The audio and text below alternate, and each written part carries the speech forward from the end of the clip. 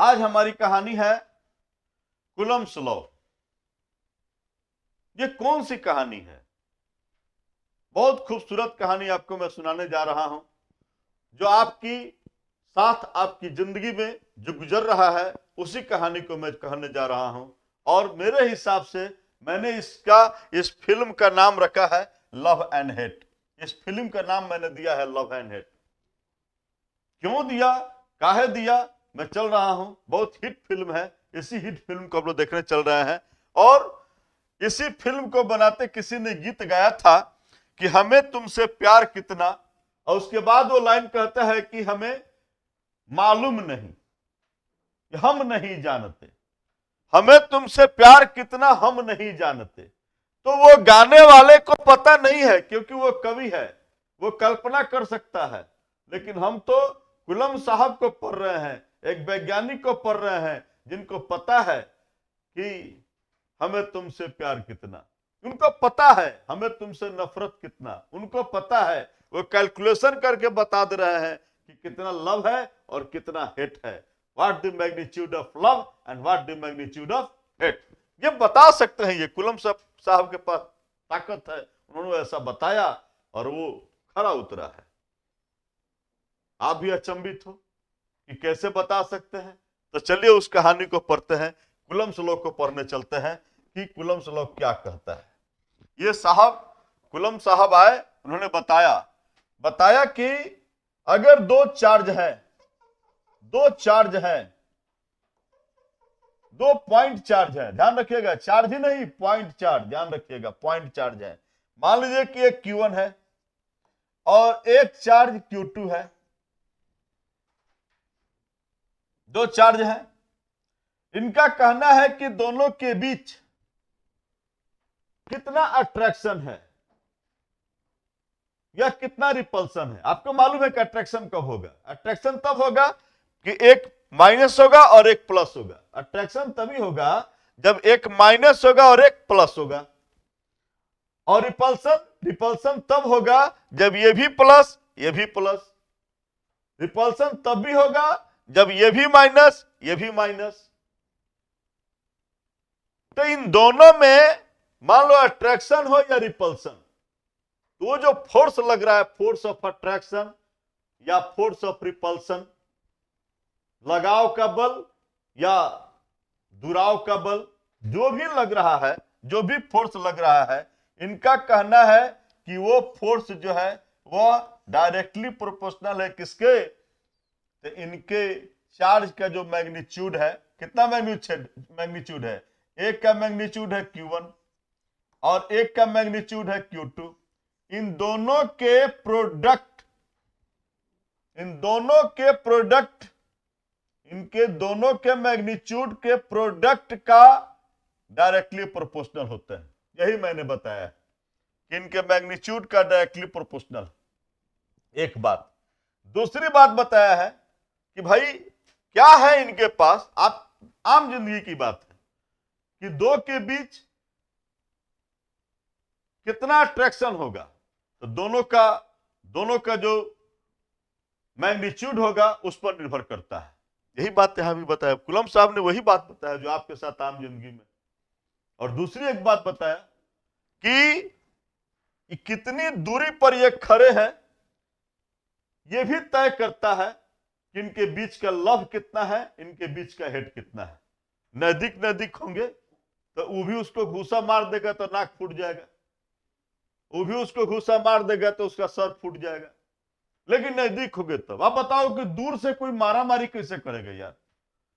तो यही बात ही कहते हैं कि फोर्स जो है ये इनवर्सली प्रोपोर्शनल है किसका? कि इनके बीच की जो डिस्टेंस है, मान लो इनके बीच की डिस्टेंस R है, तो इनकी बीच की डिस्टेंस के स्क्वायर, खाली डिस्टेंस का नहीं, इसके स्क्वायर का इनवर्सली प्रोपोर्शनल है। ये दो बात इन्होंने बताया था कि किसी के बीच कितना लव और कितना हेट हो सकता है, दो के बीच कितना अट्रैक्शन और कितना फोर्स ऑफ रिपल्सन हो सकता है। ये दो चीजों पर इन्होंने बताया था। और दोनों के यदि हम कंबाइन कर दे तो दोनों को कंबाइन करने से मुझे मिलता है F proportional to Q1 into Q2 by R square. दोनों को मैंने कंबाइन कर दिया है।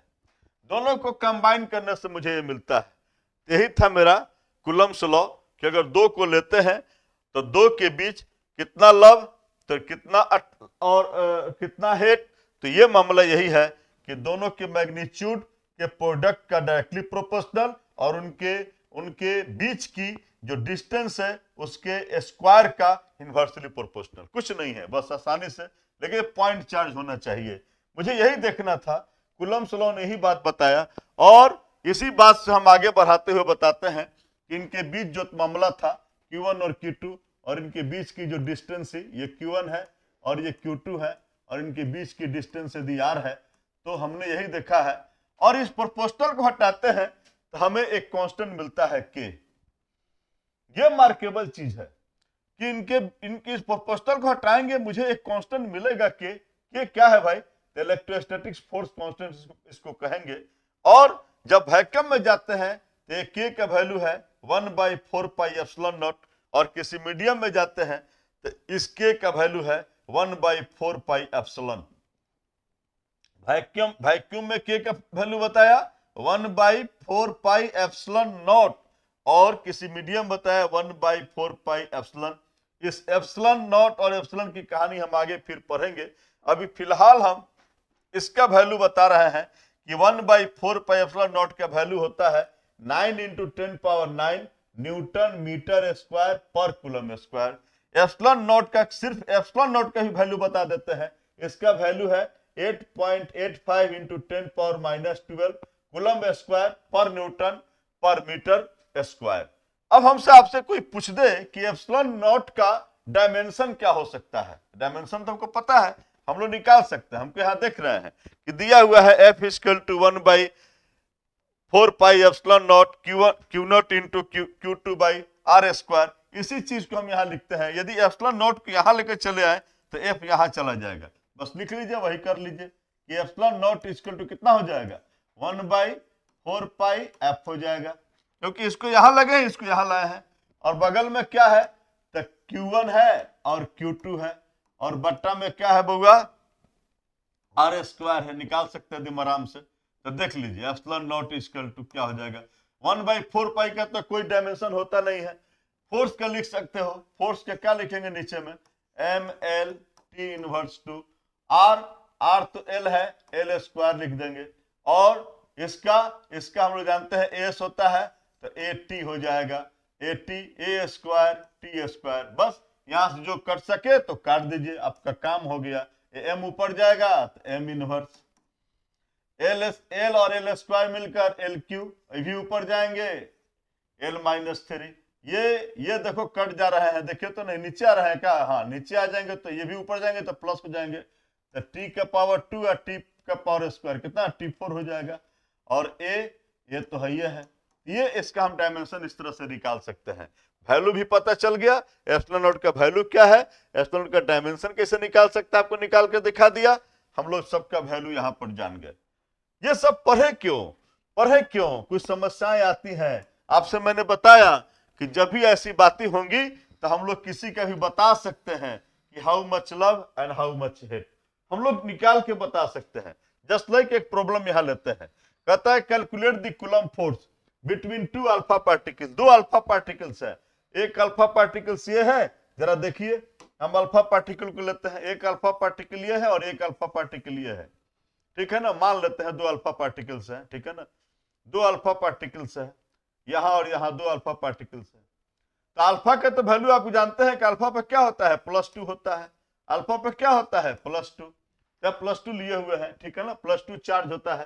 तो 2 अल्फा पार्टिकल लिए हैं और उनको डिस्टेंस कितना है इनके बीच का, इनके डिस्टेंस इनके बीच का है 3.2 × 10⁻⁻15 मीटर है, इनके बीच का डिस्टेंस है। तो देख लिए हम लोग कि R दिया हुआ है और हमको Q भी पता है, बस आराम से बता सकते हैं कि इनके बीच कितना कूलम फोर्स है, बस आराम से, बस F क्या लिखोगे 1/4 pi epsilon not Q1 × Q2 by R square, he formula है ना। बस कर लेंगे। इसका तो वैल्यू पता है 1/4 एप्सिलॉन नॉट का वैल्यू पता है 9 × 10⁹ वेरी गुड। Q1 का ही पता है कि इस पर कितना चार्ज है, तो 2E के बराबर चार्ज है इंटू फिर 2E, ठीक है ना, बाई R दिया हुआ है 3.2 × 10⁻⁻15 और इसका स्क्वायर करना है। हम इसको 2 बार लिख सकते हो ना, इसका स्क्वायर करना है, हम लोग बना सकते हैं।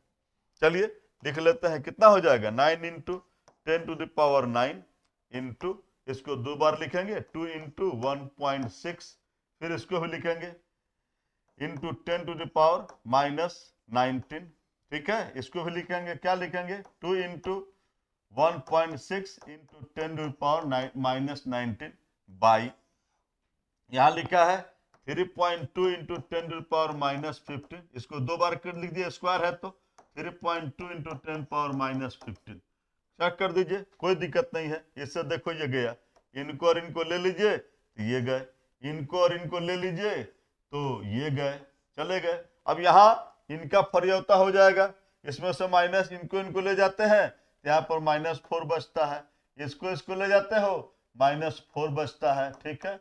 बाकी तो हमारे हाथ में है, दिखाई दे रहा है कि क्या हो सकता है। तो 10⁻9 है और 10 देखिए -8 हो गया, तो सिर्फ यहाँ पर 1 बचा, ये दोनों ये भी खत्म हो गए, कैंसिल हो गए, यहाँ पर सिर्फ 1 बचा। तो 9 × 10⁻1 यानी कि कितना हो जाएगा 9 × 10⁻1 यानी कि 90 न्यूटन। यहाँ पर हमको न्यूटन लिखेंगे ना, फोर्स के यूनिट क्या होता है न्यूटन बता दिए, देख लीजिए।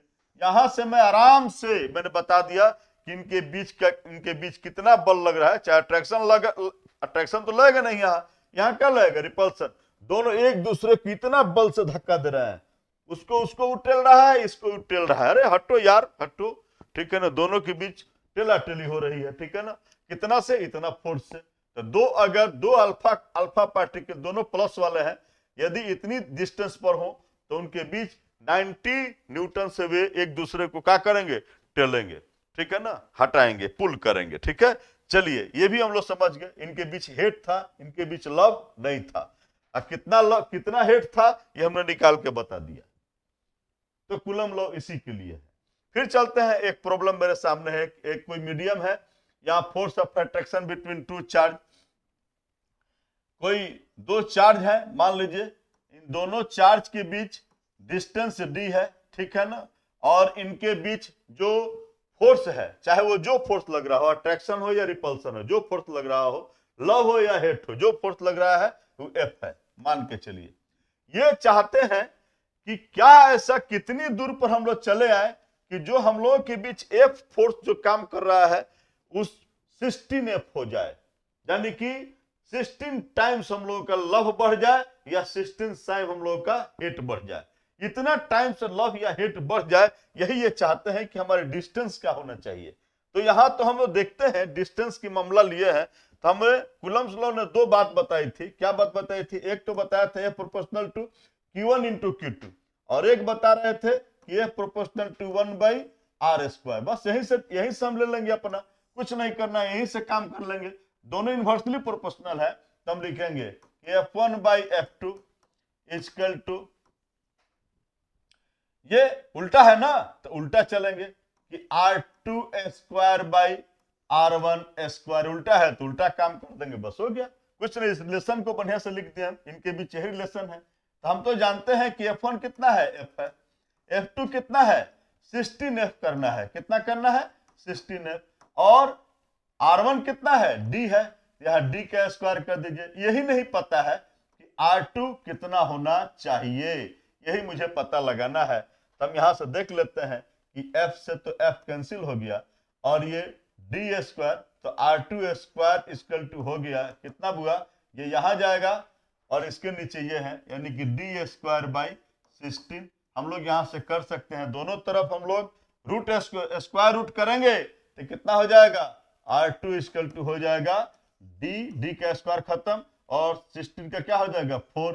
यदि इनके बीच जो D डिस्टेंस था इसको 1/4 कर दिया जाए, उस डिस्टेंस को 1/4 कर दिया जाए, तो इनके बीच का लव या हेट जो होगा तो कितना हो जाएगा, जो F फोर्स था तो 16F हो जाएगा।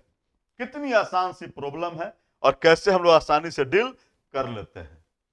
यही बात है, कूलम्ब्स लॉ पढ़ने का फायदा ये होगा कि आप अपने लव का, अपने हेड का मैग्नीट्यूड निकाल सकते हैं।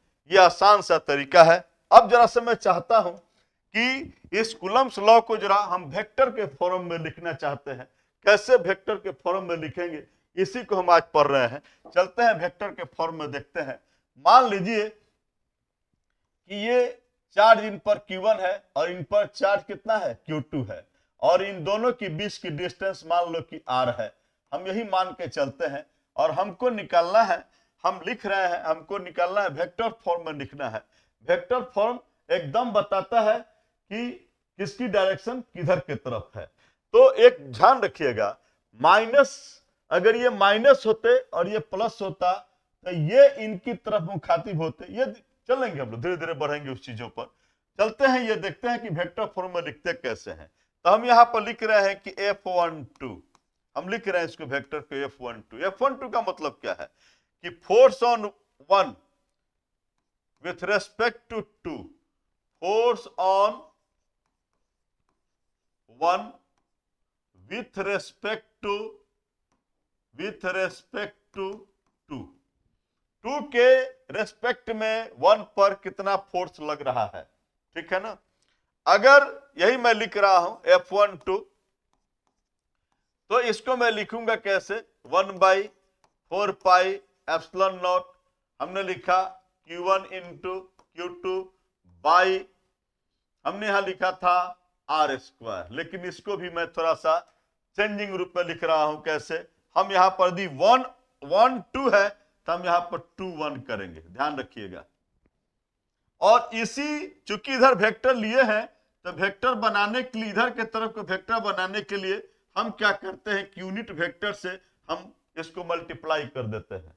यूनिट वेक्टर का मतलब होता है इसका मैग्नीट्यूड 1 होता है, जिसका मतलब होता है मैग्नीट्यूड 1 होता है। हम लोग ऑलरेडी पढ़े हैं वेक्टर में कि जिसका मैग्नीट्यूड 1 होता है और उसकी डायरेक्शन जो है, जो भी दिया हो रहता है वेक्टर, उसी के डायरेक्शन के अनुसार उसका डायरेक्शन होता है।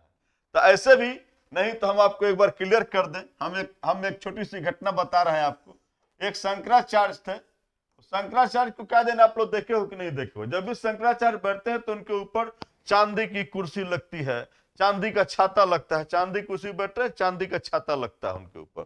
तो वही शंकराचार्य है। मान लीजिए ये बेचारे वृद्ध हो गए, अब गुजरने वाले थे, जिन्होंने अपने 2 चेलों को बुलाया, कहा कि अब मेरे पास है उसको अब तुम लोग ले लो, मैं अब दुनिया चल विदा कहने वाला हूं। तो 2 चेले इनके आए, एक ने कहा कि मुझे अपनी जो संपत्ति है दे दीजिए। एक चेला था, बहुत चालाक था, वो कहा कि आपके पास जो छतरी है वो दे दीजिए, यानी आप अपना ज्ञान दे दीजिए। तो इनका छतरी तो लिया, लेकिन नए जमाने के था, इसलिए उस छतरी को एक नए डिजाइन में बना दिया, अपना कैप बना दिया, एक कैप हो गया। और इसी एक कैप की कहानी यदि हम कहेंगे तो एक कैप बराबर क्या हो जाएगा, तो ये छतरी वाले तो थे ही भाई, ये हो जाएगा। यानी मैं कहूं कि यदि मैं 2 पर ऐसे छतरी लगा दूं तो इसका मतलब हुआ कि 2 पर मैं डायरेक्शन ऐसे कर दूं, बाई 2 कर दूं, तो काट दूंगा तो कितना होगा 1, और 1 पर क्या लगा है ये, बस यही इसका मतलब है यूनिट वेक्टर का। आपको समझ में आया हो तो बहुत मैंने एकदम आसानी से आपको मैंने बताया है कि यूनिट वेक्टर का मतलब क्या होता है, ठीक है। यूनिट वेक्टर का मैग्नीट्यूड 1, लेकिन डायरेक्शन किसी दिए हुए वेक्टर की डायरेक्शन को रखता है, अपना डायरेक्शन किसी दिए हुए के डायरेक्शन ले लेता है, और लेकिन मैग्नीट्यूड इसका 1 होता है। यही है यूनिट वेक्टर आपका। उसी यूनिट वेक्टर से मैंने यहां मल्टीप्लाई किया है। 2 चीजें मैंने बताया कि मल्टीप्लाई की यूनिट वेक्टर से, और एक चीज बताया कि यहां 1 2 रखेंगे तो यहां पर 2 1 कर देंगे, यानी कि एक पर एक की दूसरे पर दिशा, ठीक है ना। यही हम डायरेक्शन इसका देखे, पोजीशन वेक्टर देखे हैं। बस इसी चीज को हम आगे बढ़ा देंगे तो आराम से बढ़ा सकते हैं। लिख सकते हैं F12 इक्वल टू क्या, तो 1/4πε0 Q1 इंटू Q2। जरा सा उसी चीज को मैं बढ़ा रहा हूं जो मैंने वहां बताया है, ठीक है ना, Q1 into Q2 by R21 square. और इसको मैं लिख रहा हूं अब कैसे, जो अभी सिखाए हैं कैसे लिखेंगे, इसको लिखेंगे हम लोग R21 वेक्टर बाई R21, यही लिख देंगे इसको। अब देखिए यहां से मिल गया, तो हम लोग उसको ऐसे लिख सकते हैं F12 equal to 1/4 epsilon naught into Q1 into Q2 by R21 का Q। ये सिर्फ मैग्नीट्यूड है, ये सिर्फ मैग्नीट्यूड है, ध्यान रखिएगा। ये तो वेक्टर है, देख लीजिए R21 वेक्टर के रूप में ऐसे लिख सकते हैं। चाहे तो इसको भी और तोड़ सकते हैं हम लोग, कोई दिक्कत की बात नहीं है। एक लाइन और तोड़ कर दिखा देते हैं आपको कि F12 equal to 1/4 epsilon naught into Q1 into Q2 तो रहेगा, ठीक है ना, बाई ये R21 को हम ऐसे कर सकते हो R2 माइनस R1 ऐसे लिख सकते हो, लेकिन ये मॉडुलस में रखना। और इसको हम लोग मॉडुलस में रखने की जरूरत नहीं है, इसको हम लोग ऐसे लिख सकते हैं। देखिए दोनों का मतलब समझिएगा, मॉडुलस का मतलब है, इसका मतलब ये सब आप लोग मैथ में समझे हुए हैं, इसलिए फिर जहां न्यूमेरिकल्स वगैरह आएंगे फिर मैं बताऊंगा। ये ऐसे कर सकते हैं, लेकिन सर ऐसे तो आप कर दिए, लेकिन यदि ये ऐसे हो, इस हालात में हो, किस हालात में हो कि F21 हो, तो अब क्या होगा? F21 हो तो आप कुछ मत करो, F21 का मतलब समझिए कि फोर्स ऑन कितना, force on 2 with respect to 1, इसी अंदाज से मैं चल रहा हूं। तो F21 लिखोगे तो क्या लिखोगे, ऐसा ही लिखेंगे, ये सारे चीजें होंगे, यहां आपका बदलाव होगा। आप लिख सकते हो 1/4 epsilon naught into Q1 into Q2 by R। अब देखो क्या करना है, 21 था, हम 12 कर देंगे, कर दिए। और हम क्या करेंगे, यूनिट वेक्टर से हम क्या करेंगे, इसको मल्टीप्लाई कर देंगे। बाकी हिस्सा आपको पता है कि आप क्या कर सकते हो यहां पर। अगर नहीं पता है तो फिर ये पढ़ने का कोई फायदा नहीं। तो मैं आपको छोड़ रहा हूं कि आप इसको पूरा करोगे, जहां तक चले आना। आ सकते हैं हम लोग, एकदम आ सकते हैं सर, कोई दिक्कत की बात नहीं है। इसको हम लोग फिलिंग द ब्लैंक्स हो रहे हैं, आप लोग पूरा कीजिएगा। तो हम लोग वेक्टर फॉर्म में कूलम्ब्स लॉ को कैसे लिख सकते हैं, ये भी हम लोग सीख चुके हैं, ठीक है। तो आगे हम लोग इसके जा सकते हैं, ठीक है। और कुछ और बात बता दे कूलम्ब्स लॉ के बारे में, ये बहुत बढ़िया बात बता दें। देखिए इसका रेंज कहां से कहां तक है, 10⁻15 मीटर से लेकर 10⁻15 मीटर का मतलब कि न्यूक्लियर डिस्टेंस से लेकर और माइक्रोस्कोपिक डिस्टेंस तक, यानी 10⁻18 मीटर तक यह कार्य कर सकता है। इसका इतना बड़ा रेंज है, कहां से कहां तक समझ लीजिएगा। इस कहां अप्लाई कर सकते हो, तो सिर्फ पॉइंट चार्ज के लिए ध्यान रखिएगा कि चार्ज पॉइंटेड होना चाहिए, पॉइंट चार्ज के लिए एप्लीकेबल है, बाकी के लिए एप्लीकेबल नहीं है। तीसरी बात कि यह न्यूटन्स के थर्ड लॉ ऑफ मोशन को सपोर्ट करता है कि इक्वल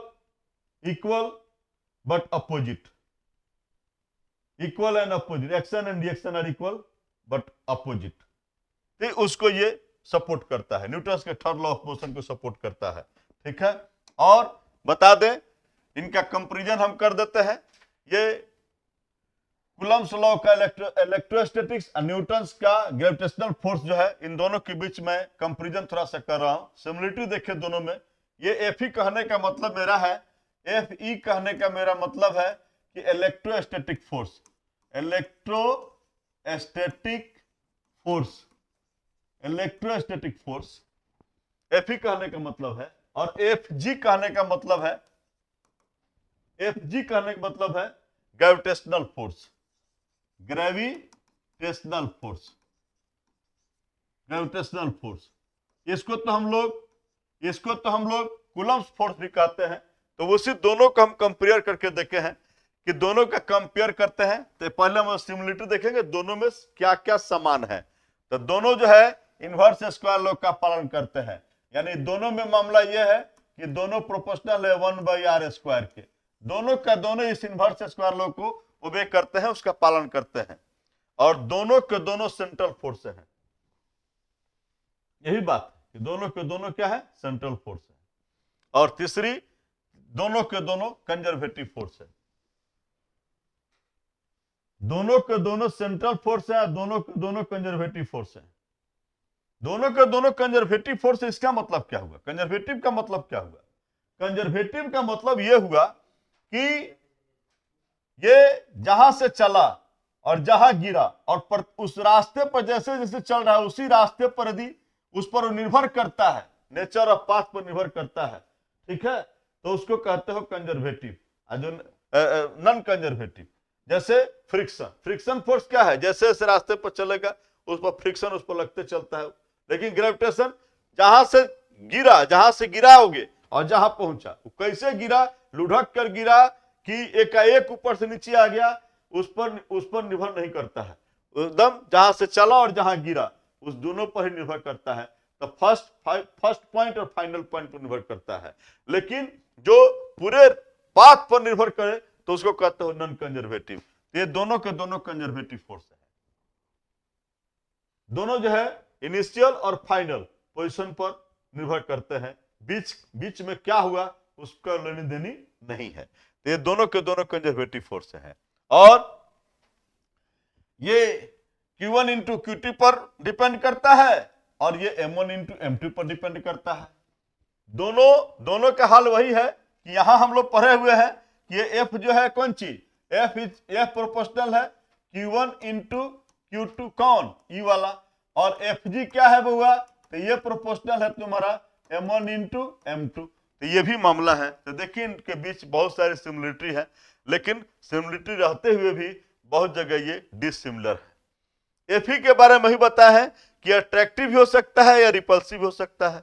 इलेक्ट्रोस्टैटिक फोर्स अट्रैक्टिव और रिपल्सिव दोनों है, लव और हेट दोनों है। लेकिन वहीं पर ग्रेविटेशनल फोर्स जो है सिर्फ अट्रैक्शन है। ये हम लोग ऑलरेडी 11 में पढ़ चुके हैं, पिछले चैप्टर में पढ़ चुके हैं। और ये बहुत स्ट्रॉन्गर है। ये Fe की तुलना में FG की तुलना में Fe बहुत स्ट्रॉन्गर है। कितना, 10 to the power 39 टाइम्स, इतना टाइम्स से ज्यादा। ये सब क्वेश्चन आपके कंपटीशन से लेकर कंपटीशन में इस तरह की क्वेश्चन आते हैं, और मैंने वो सब को मैं क्वेश्चन से एक एक बिंदु पर मैं चला हूं कि आपका छूटे नहीं। और Fe डिपेंड करता है मीडियम पर, लेकिन FG मीडियम पर डिपेंड नहीं करता है। मीडियम पर डिपेंड करता है तब तो ये प्रोपोर्शनल हटाते हो तो आपको 1/4 पाई एप्सिलॉन नॉट मिलता है, लेकिन इसमें नहीं, इसमें सीधे डायरेक्टली G मिलता है। कि यहाँ पर हम देखे हैं कि ये Fe लिखते हो तो Fe में आपको दिखाई दे रहा है कि Fe equal to 1/4 pi epsilon, अच्छा है एप्सिलॉन नॉट करते हो ना यार, और Q1 इंटू Q2 करते हो बाई R स्क्वायर। लेकिन वही FG लिखते हो तो FG के लिए आपका सीधा है डायरेक्ट G और M1 इंटू M2 बटा R स्क्वायर। G का वैल्यू तो एकदम कांस्टेंट होता है, हम लोग कांस्टेंट देखे हैं वैल्यू इसका 6.67 10 पावर माइनस 11 देखे हुए हम लोग ऑलरेडी। तो ये इस पर निर्भर, ये मीडियम पर निर्भर करता है कि कौन सा मीडियम है, लेकिन ये मीडियम पर निर्भर नहीं करता है। तो ये हम लोग इनके बीच सिमिलरिटी भी देख लिए हैं और डिसिमिलरिटी भी इनके बीच हम लोग देख चुके हैं, ठीक है। अब थोड़ा सा एक छोटी सी बात बताना चाहते हैं। जब इतना पढ़ लिए तो एक छोटी सी बात हम लोग पढ़ेंगे कि चार्ज का यूनिट क्या है। तो चार्ज का ऐसा यूनिट होता है कूलम। चार्ज का एक बात छोटी सी एक और बात बता दें आपको, हम थोड़ा सा हम लोग थोड़ा सा भाग गए हैं, थोड़ा सा दिखा दें आपको। वहां पर यहां पर आए हम लोग कि हाँ, ये हम लोग दिखा देते हैं यहां पर कि 1/4 pi epsilon naught 9 × 10 power 9 newton metre square पर कूलम स्क्वायर, ठीक है ना। अच्छा ठीक है, देख चुके हैं। आगे बढ़ते हैं, जरा सा देखिए थोड़ा हम यूनिट ऑफ चार्ज देखना चाहते हैं। यूनिट ऑफ चार्ज एसआई में इनका यूनिट है कूलम और सीजीएस में है स्टैट कूलम, या फ्रैंकलिन कहोगे। क्यों फ्रैंकलिन भाई? तो फ्रैंकलिन साहब ने बताया था कि 2 kinds of charges, positive and negative. उनको सम्मान करते हुए हमने उनका जो है सीजीएस, उनका यूनिट जो है फ्रैंकलिन के नाम पर रखा है। तो स्टैट कूलम कहो या कूलम, तो बुझ रहे हो कूलम क्यों रखा गया है यूनिट। तो कूलम साहब ने ही तो बताया था कि चार्जों के बीच में कितना लव और कितना हेट, इसीलिए कूलम साहब की यूनिट मैंने बना दिया चार्ज का। और इसीलिए बाद में बता रहे हैं यूनिट का चार्ज, पहले भी बता सकते थे लेकिन आज इसलिए बता रहे हैं कि हम लोग कूलम लॉ पढ़ रहे हैं। तो कूलम साहब की महत्ता क्या है, इसी कूलम साहब की महत्ता को देखते हुए हम लोगों ने चार्ज का यूनिट ऐसा यूनिट कूलम रखा है और सीजीएस भी स्टैट कूलम रखा है। लेकिन फ्रैंकलिन साहब की की महत्ता को देखते हुए हम लोग फ्रैंकलिन भी कहते हैं सीजीएस यूनिट। तो अब जरा देखते हैं कि इन दोनों के बीच क्या रिलेशन है, एसआई और सीजीएस, ये दोनों कूलम्ब और स्टेट कूलम्ब के बीच क्या रिलेशन है। तो कूलम्ब और स्टेट कूलम्ब के बीच यही रिलेशन है कि 1 कूलम्ब, हम देखते हैं कि एक इलेक्ट्रॉन पर चार्ज कितना होता है, एक इलेक्ट्रॉन पर चार्ज इतना होता है 1.6 × 10⁻19 कूलम्ब होता है। तो इसी को देखते हैं, कूलम्ब इतना हो गया और स्टेट कूलम्ब कितना होता है, तो 4.10⁻10 ESU होता है। EMU भी देखे हैं कि 1.6 × 10⁻20 EMU। इन्हीं लोगों में से मैंने कर और हमने रिलेशन निकाला है कि चूंकि इतना कूलम्ब इक्वल टू इतना ESU, तो 1 कूलम्ब बराबर कितना ESU, तो 1 कूलम्ब बराबर 3 × 10�9 ESU। ये फॉर्मूला को एकदम याद रखिएगा, बहुत जगह हम लोगों का काम का चीज है। और EMU के साथ भी दिखा दिए हैं कि 1 EMU में कितना ESU, तो 3 × 10⁻10 ESU, और कितना कूलम्ब, 10 कूलम्ब। हम लोग इसी जो रिलेशन जो देख रहे हैं, इसी रिलेशन से निकाल दिए हैं रिलेशन, और हम आराम से निकाल लिए हैं। ठीक है, तो हम लोग यूनिट ऑफ चार्ज भी हम लोग देख चुके हैं। और अब इसके बाद की कहानी हम लोग फिर आगे बढ़ने चल रहे हैं, जरा देखिएगा।